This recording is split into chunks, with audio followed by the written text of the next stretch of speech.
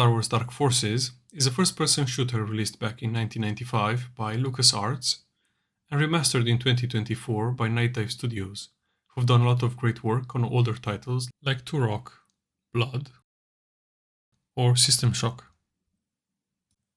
This game was the stepping stone for the Jedi Knight series, which I've deeply enjoyed over the years, and I'd love to cover here in its entirety. So let's leave the MS-DOS graphics behind as we dive into a modern version of the cult classic. The game opens up with the iconic Star Wars text scroll setting the story. The action starts right before Episode 4, A New Hope, as the rebels hire ex-Imperial officer and current mercenary Kyle Katarn for a special mission. The first level has you blasting through Imperial officers and stormtroopers while infiltrating the base in search for the Death Star plans. While Princess Leia gets the plans in the end, our efforts are sadly no longer canon, if they ever were. Since then, Star Wars Rogue One came out and wiped away any reference of Kyle in favor of Jyn Erso. Back to the story, we skip 1 year into the future. As the Death Star is destroyed, a new threat arises. The Emperor has approved your test demonstration, General Mock. Thank you, Lord Vader. What I unveil today will mark a new era for the Empire. General Rom Mock has a new ambitious program for the Empire. The creation of a new trooper, a dark trooper, a new breed of deadly experimental super soldiers. We see Mock and Vader prepare for their first test as troopers are loaded into pods and sent to destroy the rebel base in the city of Talay.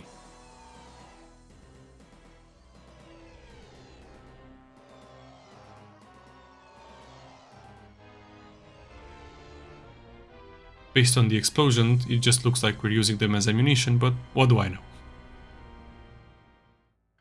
Our man Kyle is once again hired by the rebels to investigate this growing problem. We see the distress signal from the city and agree to help, and we get to work with our old friend Jan Ors, as she'll be the one to brief us before every mission from now on. Looking at the graphics, the environments are varied. The levels include secret bases, ruins littered with corpses, sewers infested with tentacle monsters, steep cliffs, icy wastes, factories, desert planets, gilded palaces, ships and cities, just to name a few. Each level feels different and there's a lot of verticality for a game made back then. While the original textures and colors are dated, they have a certain charm that makes you feel the Star Wars spirit. Nightdive made a great job bringing the visuals back in 4K, with enhanced lighting and remade cutscenes. Here's a comparison between the original and the remaster.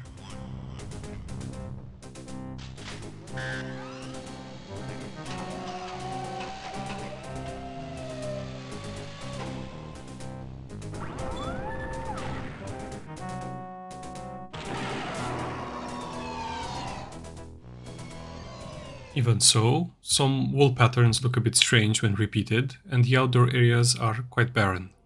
But the different rooms and elements will break up that feeling. There are also a few storytelling elements you can find if you look around. The maps can be a bit cryptic, having you run around looking for keys, switches or codes, and since the textures are so similar, it's easy to get lost and forget where you are. The remastered sprites on the other hand are great. Each enemy is different, so it's easy to see what you're shooting at from a glance. Do you know how you have fond memories of an older game you used to play, and when you replay it, it looks so different from what you remember? This is how I remember the sprites from Dark Forces. I guess time has a way of smoothing out the pixels. The weapon renders also receive some love, keeping the original design and polishing the edges a bit to give us more clarity. You can also press F2 to toggle between the remastered and the original graphics, while still keeping the quality of life changes, if you hate seeing things or you're just feeling nostalgic. Overall, I feel they've done a wonderful job with the new visuals, just don't peek over the fence. Let's talk about the music. The game's soundtrack draws inspiration from the big John Williams tracks, and it uses a system called iMuse to sync the music to gameplay.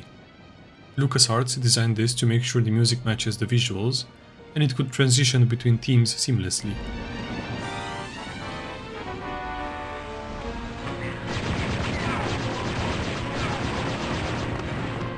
The rest of the audio design is great. Each weapon sounds different, the buttons, elevators all sound crisp, and I can immediately tell if a door opened or a platform moved just by listening for it. These MIDI gems were also remade. While the pixels were few, the sound drew you in and made sure you felt immersed. In terms of gameplay, there is quite a bit to cover. You can also move around, sprint, jump over obstacles, and crouch to get into tight spaces. Jumping is a bit strange until you get used to it, and you'll have to get used to it as many locations will have you sprint jumping to reach new areas and secrets. I recommend looking over the controls page before you start, especially for the keys used to activate the various items you'll find around. The game feels faster than the original, you can turn quicker, and while sprinting it feels like you're flying all over the place. It's also quite responsive, giving you the option to dodge projectiles strafing left and right. But speed comes at a price. You might rush into a room only to get shot down, or turn a corner into a landmine. You also have a PDA, which automatically records the map of the area you're exploring, and you can always check for the mission briefing, current objectives, and gear. It's also useful to see the passwords on the various keycards you find, and it has a tracker showing you how many secrets you found as a percentage for that particular level. Speaking of secrets, there are a lot of them. The first mission opens up with no less than 7 sprinkled around for you to find. Each of the 14 levels will have between 3 and 14 secrets, with some easier to find than others. I've played this game on hard while trying to get as many secrets as possible. And on that difficulty, they felt quite mandatory, to be honest, as replenishing my health, armor and lives was a necessity. It was quite fun to poke around the map looking for them, and since the extra lives carry over to the next mission, you'll want to find as many as possible. I only wish the game would play a sound or alert you when you've entered the secret area, but that's something they fixed in the later games.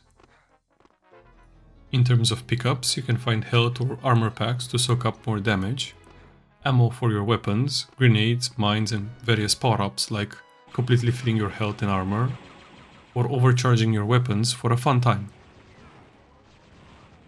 There are also several items that serve you. You always have a headlight equipped, and you can find night vision goggles, ice boots and gas masks. Speaking of weapons, you have quite the arsenal at your disposal. You start the game with your fists and a modified Briar pistol. As the game goes on, you will pick up new weapons, and the first one will be the Stormtrooper laser rifle.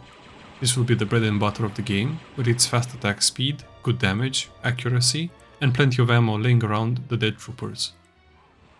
In later levels, you will also get to use mortar guns, fusion cutters, assault cannons, and concussion rifles. This is the scariest weapon in the game, being able to clear the room with a single shot. The only problem is that half the time you'll shoot yourself with it if you're aiming too close. There are 2 main types of ammo besides the rockets and the plasma rounds, so switching between weapons is recommended. You also get grenades, which are great for taking out groups of enemies or blowing up the mines you didn't step on. The game also has plenty of accessibility options and controller support, so you can play this relaxed from a couch if you don't want to use the mouse and keyboard, and since your shots will automatically hit the target you're aiming at, there's no need for precision aiming, making this a great FPS to play with a controller or on the go with a Steam Deck. The remaster also offers the revolutionary option to look up and down with the mouse instead of the page up and page down keys, and provides you with a handy weapon wheel to quickly switch between your guns.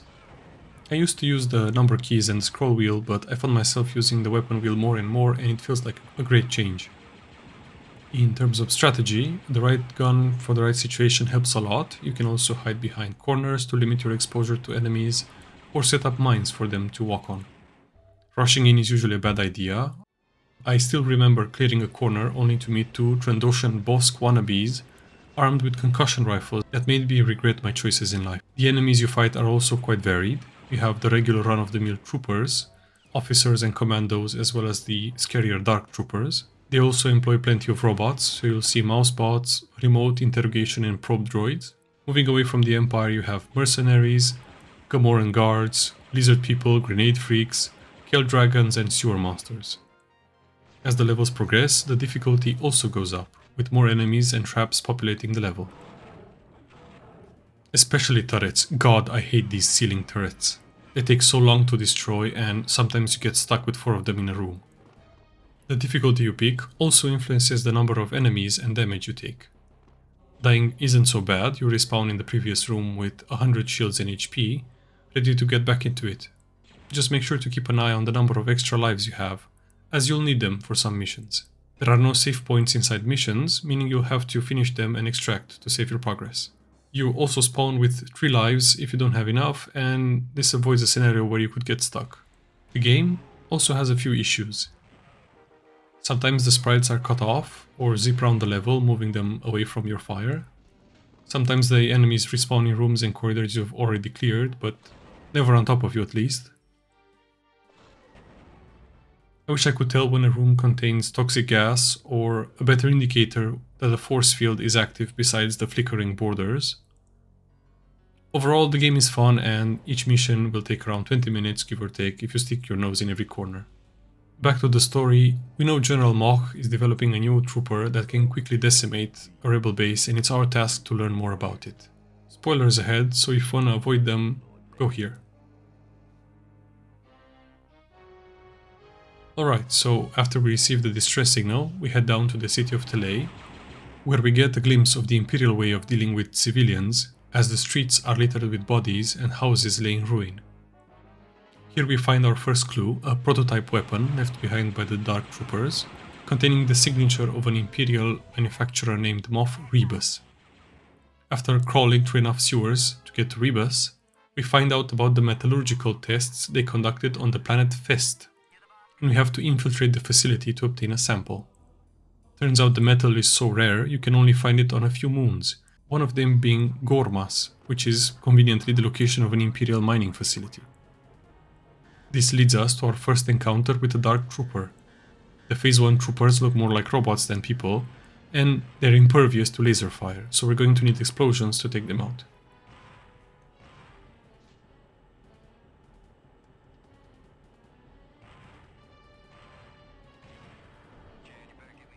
After the destruction of the factory, we get a new cutscene.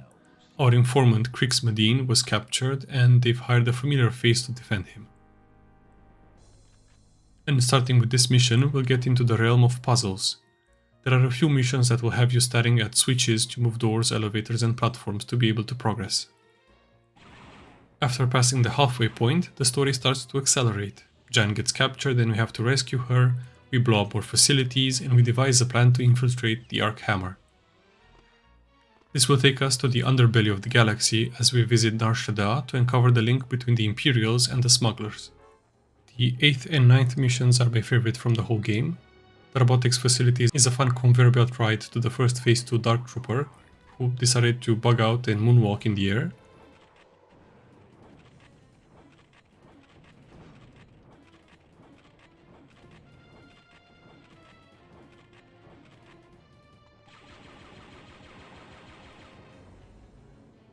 And Nar Shaddaa, with its twisting streets and walkways, makes me feel like I'm really there, until the lizards make me eat concussion rifle shots. But the fun is short-lived, as the next one is my least favorite mission from the whole game. Thematically it's great, we get captured by Jabba the Hutt and thrown into a pit without our gear. We must use our wits and our fists to punch a killed dragon to death in order to escape. The dragons take around 14 punches to kill and bite off about 20 points of our HP bar with their attacks, which can be spammed. To make things worse, if you're playing on hard, you also have to fight 2 of them to open the door. The best strategy I found is to crouch down and wait for one of them to enter, so you can fight them alone. After a few attempts, you're free to move on, where you have to fistfight 2 more grenadiers before you can pull a switch to raise a platform to escape.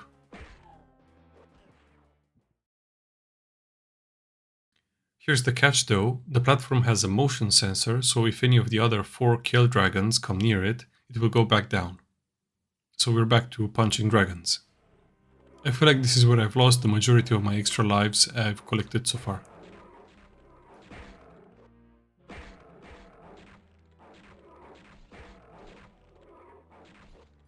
While searching the Imperial City for the Nova card, you'll also come face to face with Boba Fett, and I was gearing up for the fight of my life.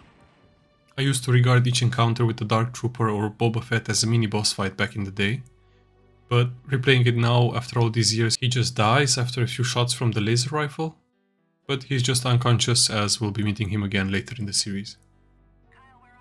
There's also the refueling station level, and while the map is not hard, there is a switch used to move the walkway from your ship to the Imperial one.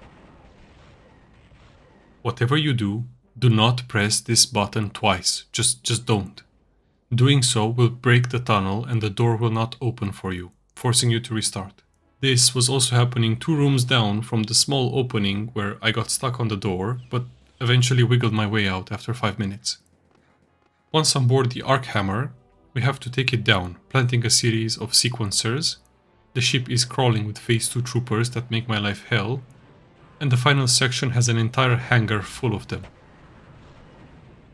Eventually, we reach the final showdown with General Moch, who is wearing a modified Phase 2 suit.